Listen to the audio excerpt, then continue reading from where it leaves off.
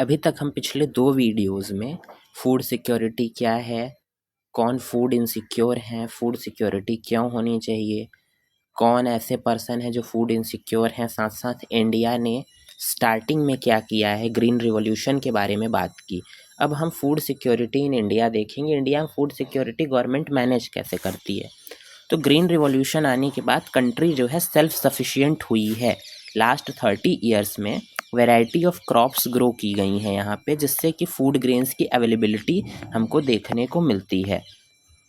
आप यहाँ पे देख सकते हैं एक टेबल दिया हुआ है, production of food grains in India कितने मिलियन टन। तो आप देखिए 1960 और 61 के हिसाब से कंपेयर करें तो ये चार्ट हमको ऊपर जाता हुआ दिखाई देता है। अगर हम इसका लाइन ग्राफ बनाएं बार को छोड़ करके, तो ये प्रोडक्शन इंक्रीज़ होता दिखा है हमको, कभी कभी हल्का फुल्का इंक्रीज़ डिक्रीज़, और साथ साथ इस समय हमको करेंटली इंक्रीज़ होते हुए 2023-24 का डेटा दिया हुआ है, इंक्रीज़ होते हुए हमको दिखाई पड़ रहा है।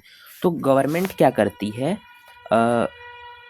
एक मिनट, ये जो ग्राफ दिए हुए हैं, ठीक है, इस ग्राफ को आप पढ़ लीजिएगा। जो भी आपके बुक में ग्राफ चार्ट ये सब दिए हुए हैं, थोड़ा सा उसको देख लीजिएगा। ग्राफ देख करके किस तरीके से आप क्वेश्चन सॉल्व कर सकते हैं। केस स्टडी के क्वेश्चन सीधे सीधे यही सब पूछता है। इसमें आपको केवल ग्राफ देख करके आंसर देना होगा। अगर आपने मैथ में बार डायग्राम, लाइन डायग्राम ये सब पढ़ा है तो आपको चार्ट देखने में कोई प्रॉब्लम नहीं आएगी। ठीक, ये सारे क्वेश्चन ज़रूर एक बार प्रैक्टिस कर लीजिएगा, केस स्टडी में आ सकता है। इंडिया ने अपना फूड सिक्योरिटी सिस्टम को बहुत ही केयरफुली डिज़ाइन किया और इंश्योर किया है फूड सिक्योरिटी को। 2 तरीके से इंश्योर किया है, पहला है बफर स्टॉक और दूसरा है पब्लिक डिस्ट्रीब्यूशन सिस्टम। तो ये दोनों टॉपिक इम्पॉर्टेंट हैं, इसको पढ़ लीजिएगा ज़रूर से। बफर स्टॉक क्या होता है? बफर स्टॉक मतलब फूड ग्रेन्स का स्टॉक, नेमली वीट और राइस का स्टॉक। कैसे गवर्नमेंट मैनेज करती है? Food corporation of India FCI की मदद से क्या करती है? FCI जो है वो वीट और राइस को परचेज़ कर लेती है। ऐसे फार्मर्स, ऐसे स्टेट से परचेज़ करती है जहाँ पे प्रोडक्शन सरप्लस होता है, मतलब एक्सेस प्रोडक्शन जहाँ पे होता है, वहाँ से गवर्नमेंट क्या करती है, फूड कॉरपोरेशन ऑफ इंडिया की मदद से उस सरप्लस को ख़रीद लेती है और फार्मर्स को एक प्री अनाउंस्ड प्राइस दिया जाता है। कोई भी क्रॉप गवर्नमेंट जो खरीदती है, FCI जो क्रॉप फार्मर से खरीदती है, उसके लिए प्री अनाउंस्ड प्राइस दिया जाता है। प्री अनाउंस्ड प्राइस को बोला जाता है minimum support price, MSP। Important है, याद रखिएगा। MSP मतलब होता है मिनिमम सपोर्ट प्राइस, और मिनिमम सपोर्ट प्राइस गवर्नमेंट पहले से अनाउंस करती है। MSP जो है गवर्नमेंट हर साल सोइंग सीज़न के पहले ही प्राइस अनाउंस कर देती है कि इस साल हम वीट को इतने रेट में ख़रीदेंगे, इस साल हम बार्ले को इतने रेट में ख़रीदेंगे। और इसका मोटिव क्या होता है? फार्मर्स को जो है क्रॉप की श्योरिटी प्रोवाइड करना। मतलब अगर कोई क्रॉप लगा रहा है तो वो एक प्राइस सेट कर दिया जाता है गवर्नमेंट के द्वारा, जिससे फार्मर्स को ये एश्योरिटी मिलती है कि अगर उनकी क्रॉप का दाम नीचे भी जाता है फिर भी गवर्नमेंट उनको उतना पैसा देगी, अगर उससे ऊपर जाता है फिर भी गवर्नमेंट उतना ही पैसा देगी, उससे ज़्यादा गवर्नमेंट पैसा नहीं देती। तो फूड कॉरपोरेशन उस एक्सेस सरप्लस ग्रेन को खरीदती है, और ये जो खरीदा हुआ ग्रेन है, परचेज्ड फूड ग्रेन है, इसको ग्रेनरी में स्टोर किया जाता है। तो ये बफर स्टॉक बनाया क्यों जाता है? ये गवर्नमेंट खरीद के स्टोर क्यों करती है? पहला क्या होता है, जहाँ पे एक्सेस प्रोडक्शन होता है वहाँ से खरीदती है गवर्नमेंट, और जहाँ पे डिफिशिट एरिया होते हैं, जहाँ उस ग्रेन का प्रोडक्शन कम होता है, वहाँ डिस्ट्रीब्यूट करने का काम किया जाता है। साथ साथ जो लोग फूड इनसिक्योर हैं, पुअरर सेक्शन हैं सोसाइटी के, उनको मार्केट प्राइस के कंपैरिजन में लोअर प्राइस में वो ग्रेन अवेलेबल कराए जाते हैं। जो मार्केट में रेट चल रहा है उस रेट से कम रेट में अवेलेबल कराया जाता है वो ग्रेन, जिसको कि हम इशू प्राइस बोलते हैं।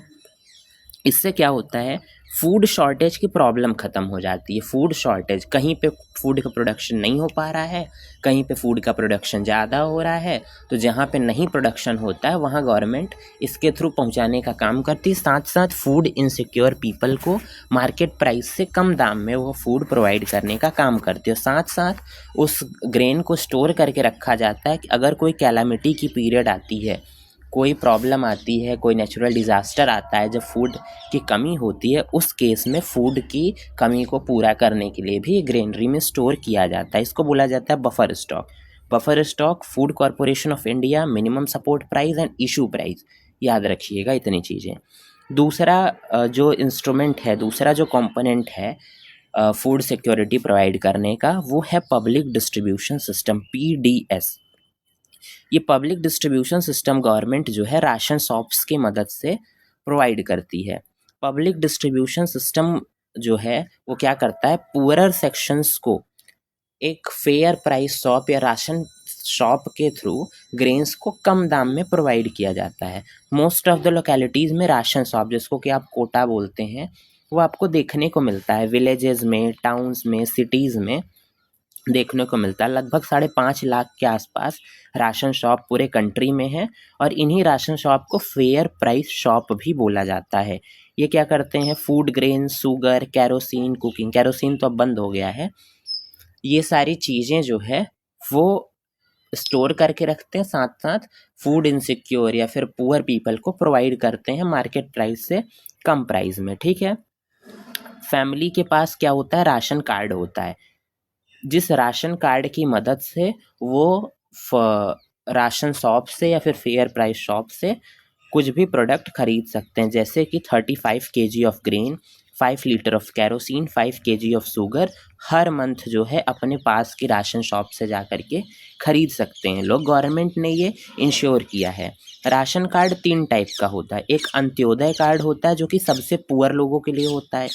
एक BPL कार्ड होता है जो कि पॉवर्टी लाइन से नीचे हैं, और APL कार्ड होता है बाकी लोगों के लिए जो पॉवर्टी लाइन से ऊपर हैं। APL मतलब एबव पॉवर्टी लाइन। ठीक है।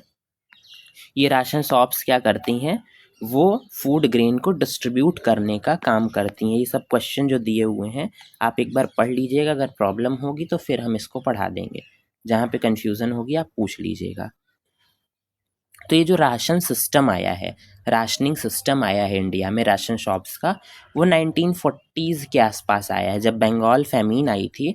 उसके रिस्पॉन्स में इस सिस्टम को लागू किया गया इंडिया में। 1960s में ग्रीन रिवॉल्यूशन के पहले जो फूड शॉर्टेज हुई थी, उसकी वजह से इस सिस्टम को धीरे धीरे इंडिया में लाया गया। ठीक है। NSSO के द्वारा हाई पॉवर्टी लेवल की एक रिपोर्ट बनाई गई मिड 1970s में, जिसमें कि 3 इम्पॉर्टेंट इंटरवेंशन प्रोग्राम इंट्रोड्यूस किए गए। पहला, public distribution system, PDS, food grain के लिए। ठीक है। पहले था ये फूड ग्रेन का सिस्टम, बट उसको और स्ट्रॉन्ग बनाने के लिए, पब्लिक डिस्ट्रीब्यूशन सिस्टम को और ज़्यादा स्ट्रॉन्ग बनाने के लिए ये 3 चीज़ें लॉन्च की गई।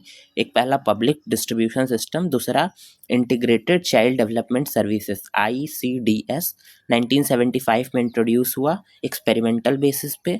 और फिर उसके बाद फूड फॉर वर्क, FFW, 1977-78 में इंट्रोड्यूस किया गया। 3 चीज़ें इंट्रोड्यूस की गई, जिससे कि क्या है, जो एग्जिस्टिंग सिस्टम है उसमें रिफॉर्म लाना, साथ साथ उस सिस्टम को रीस्ट्रक्चर करना इसका मेन एम था। और उसके बाद कई सारे पॉवर्टी एलिवेशन प्रोग्राम, गरीबी हटाने के लिए कई सारी योजनाएं लाई गई गवर्नमेंट के द्वारा, स्पेशली रूरल एरियाज़ में।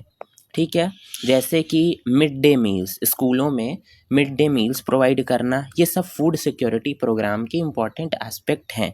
एम्प्लॉयमेंट प्रोग्राम भी लाई गई, जैसे कि नरेगा, मनरेगा, ये सारे एक्ट्स लाए गए, जिससे कि लोगों को वर्क प्रोवाइड करना, जिससे कि वो उनको इनकम हो और वो अपनी फूड सिक्योरिटी को खुद मैनेज कर सकें। ठीक है। अब अगला आता है पब्लिक डिस्ट्रीब्यूशन सिस्टम का जो करंट स्टेटस है वो कैसा है, प्रेजेंट टाइम में स्टेटस क्या है, इसके बारे में हम अगले वीडियो में बात करेंगे।